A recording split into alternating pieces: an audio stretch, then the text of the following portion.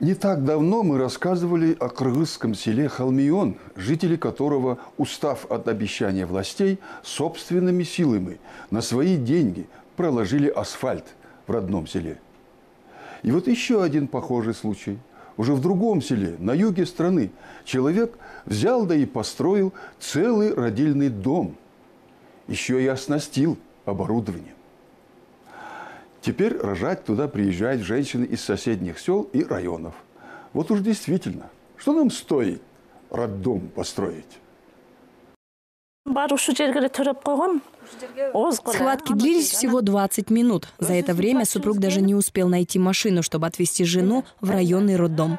Включила свет и почувствовала, что уже все, не могу. Свекровь сказала: садись. Я вот так вот села вот сюда, и ребенок сразу же родился. Прямо на этот пол родила. Уже после приехала и машина, и врач, и увезли нас в роддом.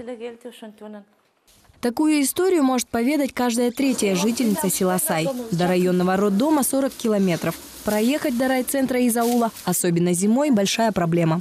Ой, своих с ног заранее отправляю в роддом. Боюсь, что тоже дома родят.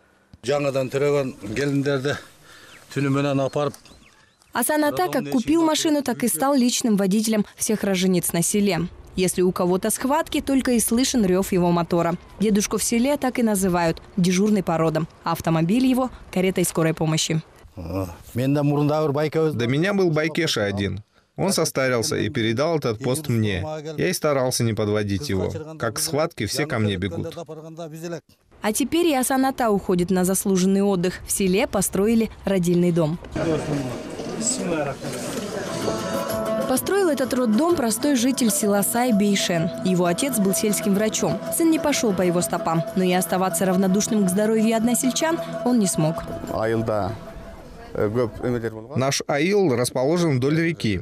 Зимой дорогу закрывают. Многим женщинам приходится рожать дома или по пути в районный центр.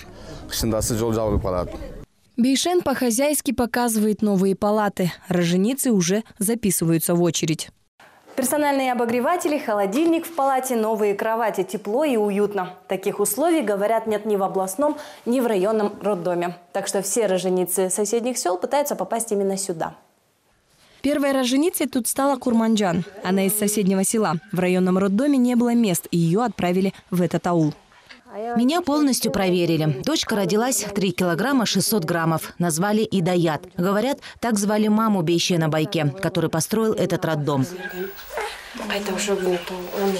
Ни Бейшена, ни его мать Курманджан не знала до сих пор. Но раз человек хороший, значит, это заслуга матери, посчитали молодые родители.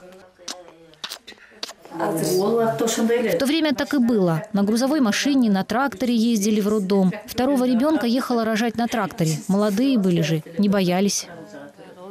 Скоро рассказы старшего поколения для молодых келинок будут казаться выдумкой. Снохи их рассказывают уже другие истории. Рекламирую свой роддом всем, кого встречу. У меня 2 одноклассницы сейчас беременны. Так я их убедила уже. Они живут в городе, но рожать приедут сюда. Гульзина родила вторую дочь почти в родных стенах. Ведь новый роддом в 5 метрах от ее дома. Теперь рожай хоть каждый год, смеется женщина. Вслед за родильным домом воодушевленные жители решили собственными силами проложить дорогу в село и провести воду, не дожидаясь помощи властей. А в проекте даже новый детский сад, на который уже собирают деньги всем селом.